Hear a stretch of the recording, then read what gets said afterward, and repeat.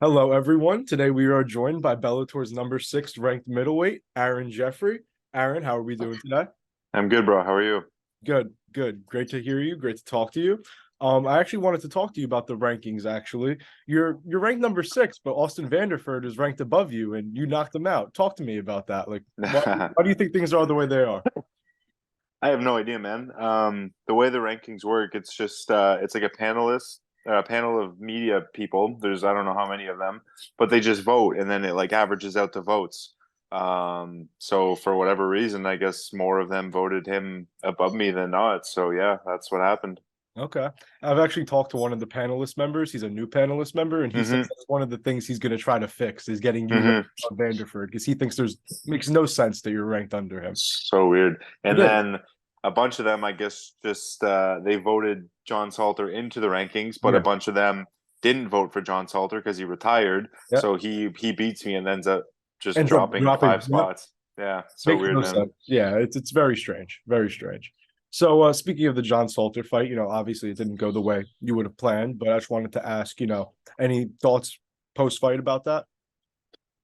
Yeah, I got some things I need to fix in my game, obviously. I don't know, man. I like pride myself in my defensive wrestling and defensive grappling, and that guy just I couldn't fucking get him off me for whatever reason.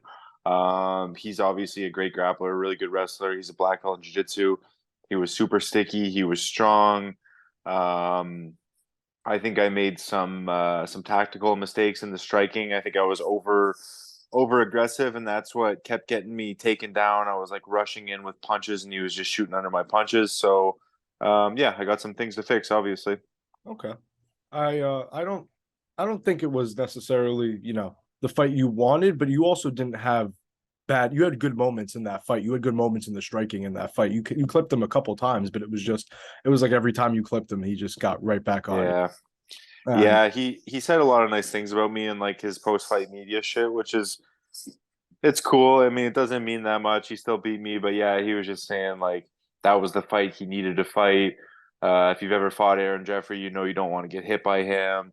He was saying he thought he was going to slow me down more in the grappling, and I felt strong the whole time, so he kind of just had to hold on. So it's somewhat of a silver lining, I guess. yeah. All right. So what are you thinking about, your next fight? Are you thinking about taking a break or are you going to get right back in there? No, man, I want to get right back in there. I want to stay active. I'm 30 years old. I'm finally in one of the big promotions. I'm not making regional scene money anymore. So yeah, I want to stay as active as possible. All right. Any names in mind yet, or are we still in the early stages? I don't know, man. Whoever in the top 10. Okay. Um, Maybe they'll give me someone coming off a loss too.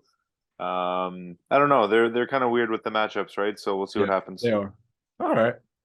I actually saw that you were in San Diego for your fight, but you stayed there for a bit and like went on Yeah. a little vacation post fight. Tell me about that. What'd you go see? What'd you go do? Yeah, man. San Diego is a cool city.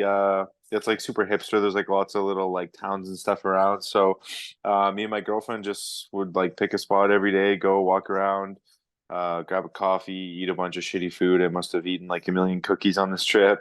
A little bit of shopping, went to the beach. It was pretty cold there, surprisingly though. It was like, I don't know, maybe like 10 or 12 degrees. So like it wasn't super warm. Yeah. Yeah. Oh, well, you're talking Celsius though, right? Yeah, Yeah. Celsius. Okay. Okay. Yeah. It's different. I Yeah. we use Fahrenheit in New Jersey, so it's a little bit different. When I heard 10, 12, Yeah, I was like, wait a minute, what? yeah, maybe 50 to 60 Yeah. Fahrenheit, I think, Yeah. somewhere around there. Yeah. Yeah. I know the translation is it's usually around like 40 more, something like Yeah. that. Yeah. But okay, that's good to hear. Do you think that like going to San Diego and doing, that helped with, the mental aspect of taking that loss? For sure, man. You got to stay busy after a fight, like after a loss, for sure. Like if I was just doing my normal thing, like usually after a fight, I just come back home, go to my mom's house and like chill and like sit around. That's not good after a loss. You got to keep yourself busy, keep your mind busy. Definitely. Good. I'm glad to hear that you had a good mental break after the fight. For sure. Who are some of your closest training partners? I know you have a lot of guys that you train with, but who would you say are some of the closest? Yeah, so I split my time between Canada and Florida. So up here in Canada, I got Mike Malott. He's a Mhm. UFC welterweight. Yeah. Um, a bunch of like up and coming guys. Bobby Poulter is one of the Yep. guys. He's 5-1. Just He signed with was supposed to, Unified, right? yeah, he was supposed to just fight on the XMMA card that got I know it got scratched. canceled. I wanted to ask you Yeah. that. Is there any, do you have any inside information on that? Like, what's up with that? Yeah, so the story I heard, it was spring break there, right? And it's Yeah. Myrtle Beach, so it's like pretty crazy there Hmm. apparently. And they couldn't get enough security or something, so then they tried to have it like a closed doors event because they had to have like a certain amount of security per like person in the venue. Yeah. And then they tried to have it closed doors and it just didn't work out or something. I don't know.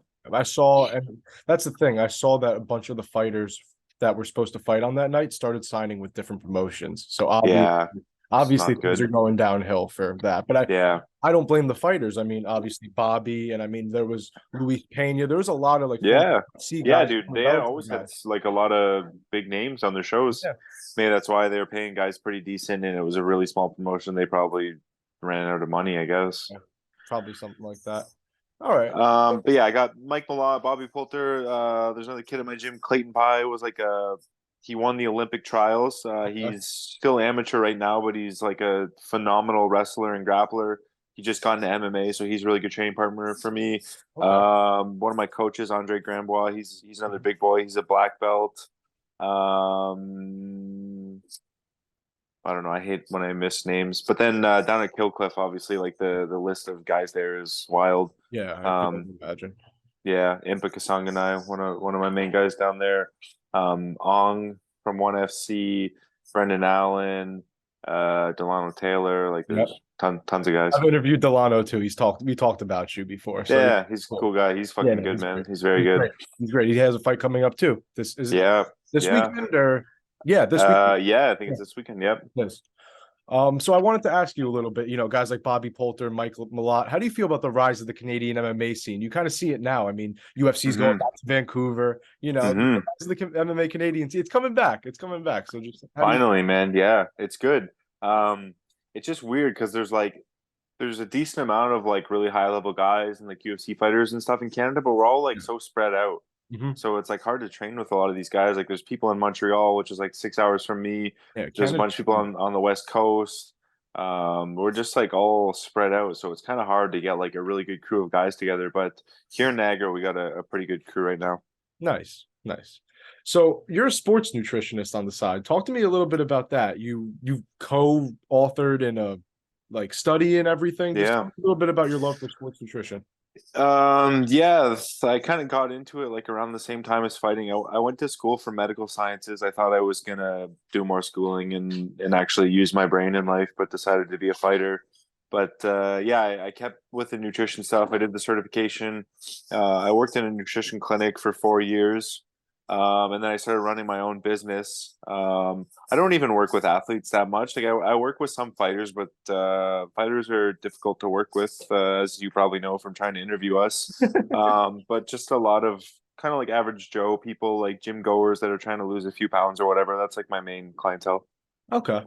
So, what do you like to focus on when you do? Do you like the nutrition, like the food part of it, or more like the exercise part of it? Mostly the food. That's kind Okay. of my wheelhouse. Okay.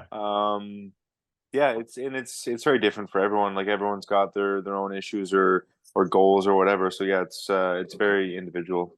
Okay.